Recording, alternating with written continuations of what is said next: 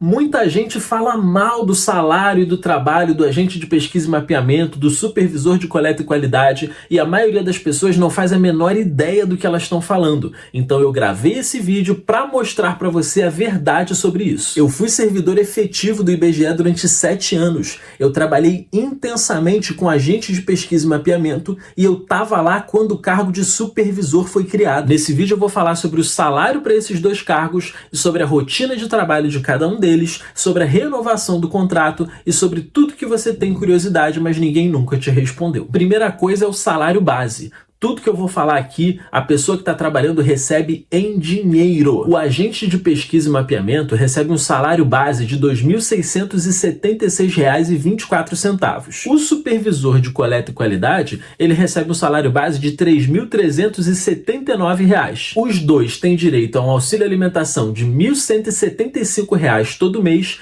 e um auxílio transporte que paga todas as passagens da sua casa até o trabalho. E essas passagens são pagas em dinheiro, junto com o seu auxílio alimentação. Então é só tu fazer as contas, né? Agente de pesquisa e mapeamento ganha R$ 2.676 mais R$ 1.175 mais o que tu gastar de passagem. Supervisor de coleta e qualidade ganha R$ 3.379 mais R$ 1.175 de auxílio alimentação mais o que você gastar de passagem. E se você tiver filho menor de 6 anos de idade, você tem um auxílio pré-escolar de R$ 484,90 por mês para cada filho. Onde que isso é um salário ruim, cara? Pelo amor de Deus! E agora vamos para a rotina de trabalho. O agente de pesquisa e mapeamento, ele é o responsável por ir na rua e fazer as pesquisas de porta em porta na casa das pessoas. Ele também é responsável por fazer pesquisas de forma interna, telefonando para as empresas para pegar informações da contabilidade, informação sobre a produção industrial, informação sobre registro civil em cartórios e coisas desse tipo. Então você tem duas coisas aí, a possibilidade do trabalho na rua e a possibilidade do trabalho dentro da agência. Quando a agente está na rua, ele tem um horário muito mais flexível, porque ele precisa encontrar as pessoas em casa. Então, se ele for na casa das pessoas de 8 da manhã até 5 da tarde, ele não encontra essas pessoas em casa. Muitas vezes ele vai precisar ir antes das 8 da manhã ou depois das 5 da tarde,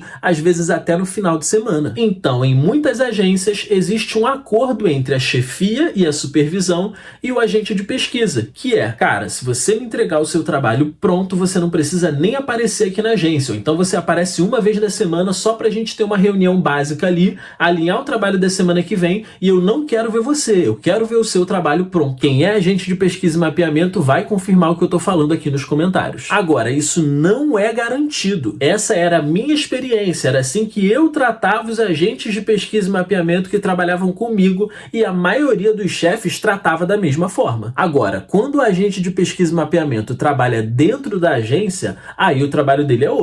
Normalmente esse cara trabalha de 8 da manhã até as 5 da tarde, ou então de 9 da manhã até as 6 da noite, ou de 7 da manhã até 4 da tarde, porque ele é obrigado a fazer as 8 horas de trabalho e mais 1 hora de almoço. O que eu vi acontecendo na minha agência e vi acontecendo em outras agências também? Existem horas em que o trabalho ele fica um pouco mais difícil. Por exemplo, entre 11 da manhã e 1 da tarde é o horário em que as empresas estão almoçando. Final do dia é o horário em que ninguém vai te atender para dar pesquisa. Antes das 9 da manhã é muito difícil você encontrar pessoas para conseguir fazer um bom trabalho e pegar essas informações. Então, o agente de pesquisa e mapeamento que é esperto, ele organiza o trabalho dele para render muito nas horas em que é possível render, e nas horas em que não é tão possível assim, ele estuda para passar em um outro concurso. Eu dou aulas aqui no canal ao vivo de português, raciocínio lógico, direito constitucional e direito administrativo, porque essas são as matérias que servem como base para a maioria dos concursos. Essas aulas acontecem ao vivo, às 8 horas da noite, mas elas ficam gravadas por tempo limitado aqui no canal.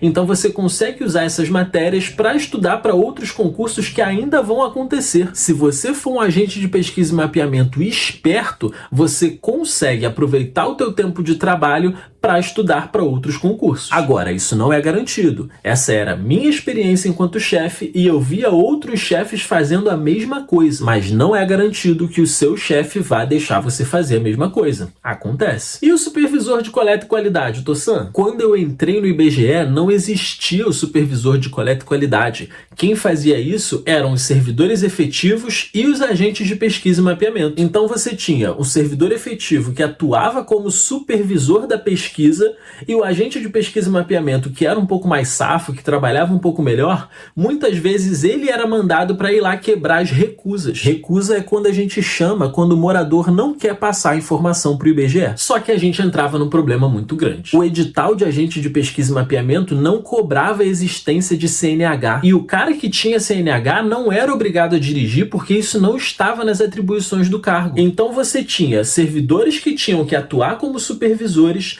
e agentes que precisavam dirigir mesmo que eles não quisessem, e isso acabava gerando um atrito. Tinha gente que dirigia de má vontade, tinha gente que não queria dirigir, o chefe ficava puto mesmo sem ter razão. E com o tempo, para resolver essa situação, eles criaram o supervisor de coleta e qualidade. Esses caras eram obrigados a ter CNH, eles eram obrigados a dirigir e isso estava nas atribuições do cargo deles. Por isso que o salário é um pouco mais alto, porque ele está correndo um risco que o agente não precisa mais correr. E além disso, ele agora é o responsável por fazer a ponte entre o técnico efetivo, que é o cara que muitas vezes é o chefe da agência, é o coordenador da pesquisa. Ele vai fazer a ponte entre esse cara e o agente de pesquisa e mapeamento. Ele entra aqui no meio. O supervisor vai lá, fala com o chefe o que precisa ser feito. Tá bom. Aí ele vai e ordena para o agente de pesquisa que faça aquilo que precisa ser feito e ele vai acompanhar a evolução do trabalho e dizer para o chefe o que está acontecendo. Então, hoje em dia, o que acontece no IBGE é o seguinte: você tem os supervisores atuando como supervisores e os técnicos atuando na coordenação de pesquisa, na chefia da agência, nas coisas administrativas, no RH, na parte de recursos materiais e por aí vai. Então, muitas vezes, a visão que o chefe tem da renovação do contrato do agente de pesquisa, ela passa pela visão do supervisor. E o supervisor é um cara que nem você, é temporário que nem você, ele quer a mesma coisa que você. E eu falo isso porque eu tenho colegas hoje, tenho alunos hoje também, que são agentes de pesquisa e mapeamento e eles me trazem essas informações. O supervisor só quer fazer o trabalho dele e quer que você faça o seu.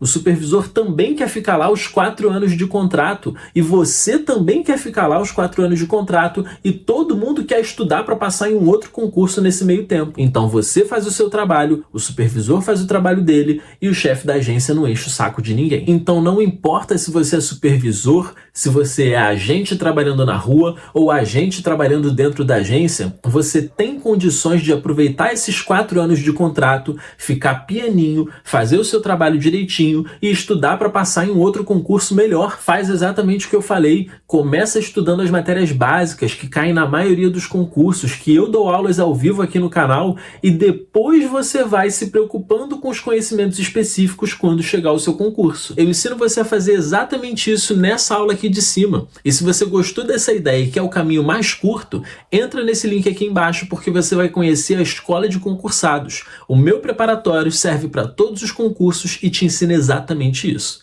Tamo junto e bons estudos!